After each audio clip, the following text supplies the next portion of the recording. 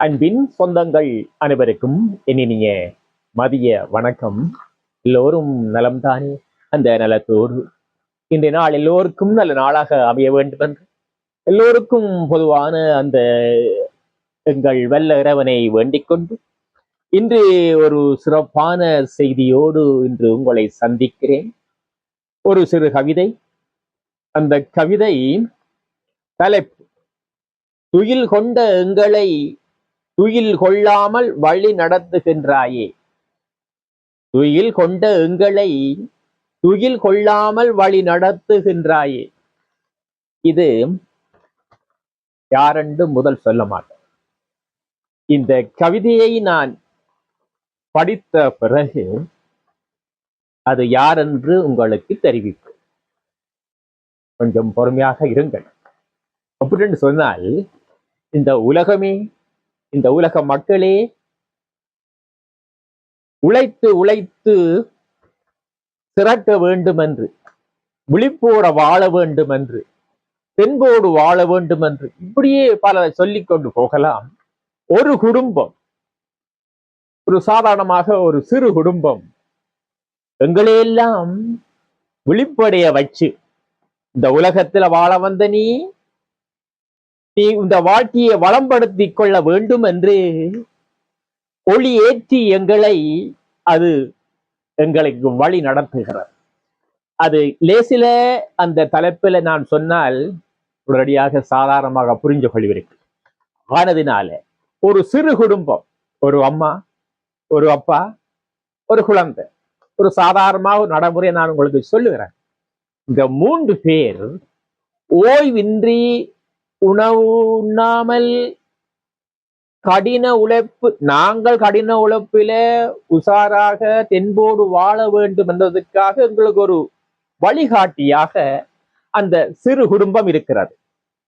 ஒரு சாதாரணமாக உங்களுக்கு சொன்னப்போ நான் அது ஒரு சிறு குடும்பம் என்று நான் சொல்லலாம். ஒரு அம்மா, ஒரு அப்பா, ஒரு சிறு குழந்தை, இந்த 3 பேரும் எங்களுக்காக உழைத்து கொண்டே இருக்கிறோம். ஓய்வு அவருக்கு இல்லை, ஒருபோதும் ஓய்வு இல்லை. அது கடைசியில அது யார் என்று உங்களுக்கு சொல்லுவேனே. பாருங்கள், இந்த கவிதையை கேளுங்க. இந்த கவிதையில சில நேரங்களும் உங்களுக்கு அப்படி இப்படி கொஞ்சம் தெரிஞ்சிருக்கலாம். பாருங்கள், கவிதையை கேளுங்கள், அதற்கான விமர்சனங்களையும் நீங்கள் எழுதுங்க. இதோ இது எல்லோருக்கும் தேவையான ஒரு சிறு கவிதை. சரிப்பா. உழைத்து உழைத்து நீ ஓடாய் தேயவில்லை, உழைத்து உழைத்து நீ ஓடாய் தேயவில்லை, வாழும் மக்களின் நலனுக்காகவே அல்லும் பகலுமாய் உழைத்து கொண்டே இருக்கின்றார். உழைத்து உழைத்து நீ ஓடாய் தேயவில்லை, வாழும் மக்களின் நலனுக்காகவே அல்லும் பகலுமாய் உழைத்து கொண்டே இருக்கிறார். நீ உழைத்து கொண்டே இருக்கிறார். நேரமில்லை நேரமில்லை என்று பதரை அடித்துக் கொண்டு வாழும் ஒரு சிலரின் வாழ்க்கையிலே, எப்படி அழகாக கேளு.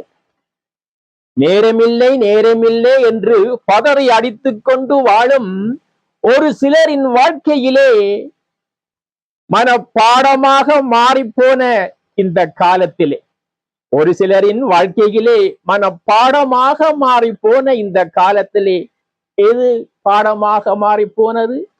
நேரமில்லை நேரமில்லை என்ற நாளாந்தம் தினம் உச்சரிக்கின்ற ஒரு செய்தி. நேரமில்லை நேரமில்லை என்று பதறி அடித்துக் கொண்டு வாழும் ஒரு சிலரின் வாழ்க்கையிலே மனப்பாடமாக மாறிப்போன இந்த காலத்திலே, உன்னால் மட்டும் எப்படித்தான் எங்களுக்காக உந்தன் சேவையை அர்ப்பணிக்க முடிகிறது? உன்னால் மட்டும் எப்படித்தான் எங்களுக்காக உந்தன் சேவையை அர்ப்பணிக்க முடிகிறது? மனித நேயம் கொண்டு எங்களின் வாழ்வில் உயர்வுக்காக, மனித நேயம் கொண்டு எங்களின் வாழ்வின் உயர்வுக்காக தொடர்ந்து பணி செய்கின்றாயே. அப்படி தொடர்ந்து பணி செய்கின்றாயே. உன்னை உண்ண உறங்க ஓய்வின்றி இடைவெளியே இல்லை என்று, உண்ண உறங்க ஓய்வின்றி இடைவெளியே இல்லை, தென்போடு இன்முகத்தோடு தென்போடு இன்முகத்தோடு பணி செய்து எங்களை வாழ்வில் உயரச் செய்கின்றாயே. பணி செய்து எங்களை வாழ்வில் உயரச் செய்கின்றாயே. நன்றி சொல்ல உன்னை நன்றி சொல்லி உன்னை வாழ்த்தி பாடுகிறேன். உனக்கு நன்றி சொல்லி நாங்கள் வாழ்த்தி பாடுகின்றோம். உழைத்து உழைத்து நீ ஓடாய் தேயவில்லை. வாழும் மக்களின் நலனுக்காகவே அல்லும் பகலுமாய் உழைத்துக் கொண்டே இருக்கிறாய். இது யாரு? இது யாரு? அதுதான் பல வழிகளில எங்கள் இல்லங்களில நாங்கள் பாவிக்கிற ஒரு பொருள். அது நமக்கு தென்பாக உயிரோட்டம் கொடுத்து நம்மை பாதுகாத்து கொண்டே இருக்கு. நம்ம வாழ்வில ஒளி ஏற்றுவதற்கு முன் நின்று உழைத்துக் கொண்டே இருக்கிறது. இப்ப சொல்லட்டுமா? இந்த மணிக்கூட்டு கோபுரம், உயர்ந்த இடத்தில் மணிக்கூட்டு கோபுரம் மணிக்கூடு ஓடிக்கிட்டே இருக்கும். நாங்கள் அது ஏன் பாருங்க கீழே இருக்க இல்லை. எங்கிற வாழ்வை நாங்கள் மேல பாக்குறோம்.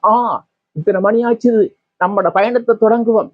அதாவது கேக்கடிகாரம், சுவர்க்கடிகாரம், சுவர்மணிக்கூடு என்று அது பல வழிகளிலே அந்த கடிகாரம் தான் இது.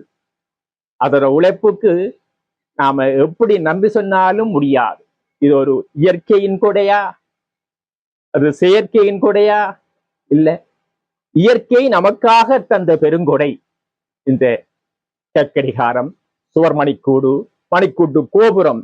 எங்களின் வாழ்வின் உயர்வுக்காக தன்னையே அர்ப்பணித்து எங்களின் வாழ்வில் உயர்வுக்காக அது நம்மோடு சேர்ந்து பயணிக்கிறது என்று கூறிக்கொண்டு உங்களிடமிருந்து விடைபெற்றுக் கொள்வது உங்கள் அன்பிற்குரியவன் புங்கையூர் ராஜா. நன்றி, வணக்கம். இந்த கவிதையை நான் எழுதிவிட்டு என் நண்பர், ஒரு நல்ல மனிதர், அன்புக்குரியவர், திருவாளர் சத்திய கவிஞன் லிங்கரட்னம் அவர்களிடம் நான் எழுதிய கவிதைக்கு இதுக்கு தலைப்பு கணக்கை நான் வச்சிருக்கிறேன். இது கொண்டு நீங்கள் சொல்லுங்களன், ஒரு தலைப்பை நீங்கள் சொல்ல வேண்டும் ஐயா அண்ணா என்று கேட்ட போது அவர், துயில் கொண்ட எங்களை துயில் கொள்ளாமல் வழி நடத்துகின்றாயே, துயில் கொண்ட எங்களை துயில் கொள்ளாமல் வழி நடத்துகின்றாயே என்ற ஒரு அற்புதமான அந்த கவிதைக்கு பொருத்தமான அந்த தலைப்பை தந்திருக்கிறார். அவருக்கு இந்த நேரத்தில் எனது அன்பு நன்றியை தெரிவித்துக் கொள்கிறேன். என் அன்பு மரியாதைக்குரிய அன்புக்குரிய திரு லிங்கரட்னம் அண்ணாவுக்கு நன்றி. வணக்கம்.